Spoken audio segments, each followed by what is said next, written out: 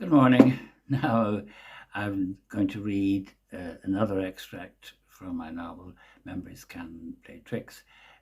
This is following on from Josie walking down Dunleary Pier while the rising has started in Dublin City and fighting is raging, but she doesn't know. So she's rushing home now to have her port with her husband Jimmy. So I shall look down and read it as best I can. Josie's body tingled with anticipation as she hurried up the path to the hall door. She was flabbergasted when the maid told her Jimmy hadn't returned from town. It was 4:30. She had been delayed due to the crowds waiting for a tram back to the city, but Jimmy was never late when port was mentioned. It was the sound of the continuing distant gunfire that reminded Josie of what Mrs. Murphy had told her about the trouble in the city. She waited anxiously for 3 hours of suppressing her panic as the children came in one by one with the same whimpering question. Where's Daddy? He promised to tell us a bedtime story. Darkness was falling and still there was no sign of Jimmy. It was the maiden returning from the grocery shops in floods of tears and crying, "Oh, Mum, terrible things are happening in the city, killings and blood everywhere." That decided Josie to go to Fran, that's her sister. "Go to the corner and fetch a hansom cab," she ordered the maid. "I'm too afeard to go out again," the quivering girl replied.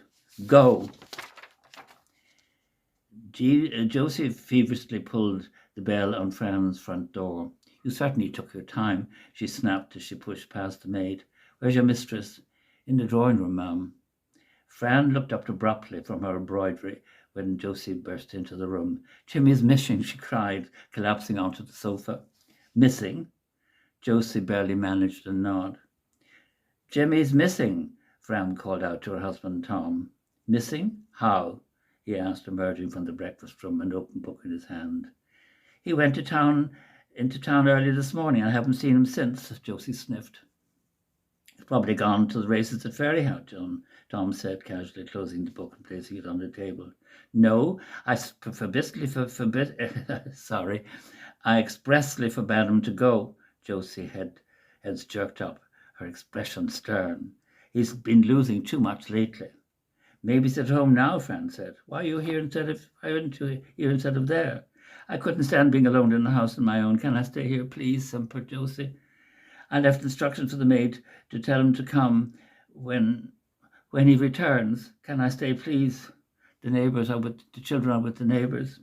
Fran squeezed her hand. "Of course she can," she said gently. Every day brought more reporting news from the city, ferocious gun battles and explosions, and then came the bombardment of the city centre by a British warship named the Aurora, anchored in the River Liffey, which reduced the buildings in Sackville Street to ruins. The reports of fighting in the newspapers fueled Josie's already vivid imagination. Pacing her bedroom, Josie pictured Jimmy running up and down a gloomy alley, pursued change pages by rebels who were firing at him, of Jimmy stumbling over the body of a British soldier, seizing his rifle, turning and firing back at the rebels who retreated down the alley, of Jimmy bravely holding the troops, a troop of British Tommies at bay in order to allow a band of rebels to escape, and when eventually captured, refusing to give them any information in spite of being threatened with the most dreadful torture. Josie gulped and sat down. Torture? God in heaven, no. The noise of the fighting was constant now. People contradicted each other as to how many had been killed. The photographs and sketches in the newspapers looked horrifying. Similar pictures and articles had filled the newspapers and illustrated magazines since the World War started 2 years previously. But those atrocities occurred in countries far from Ireland.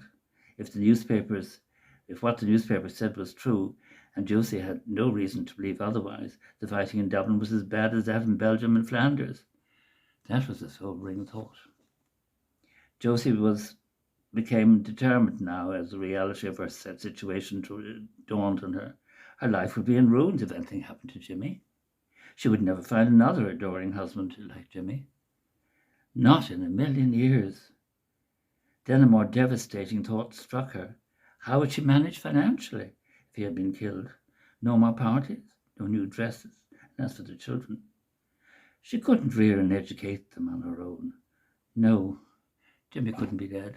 Well, that's my little bit for today.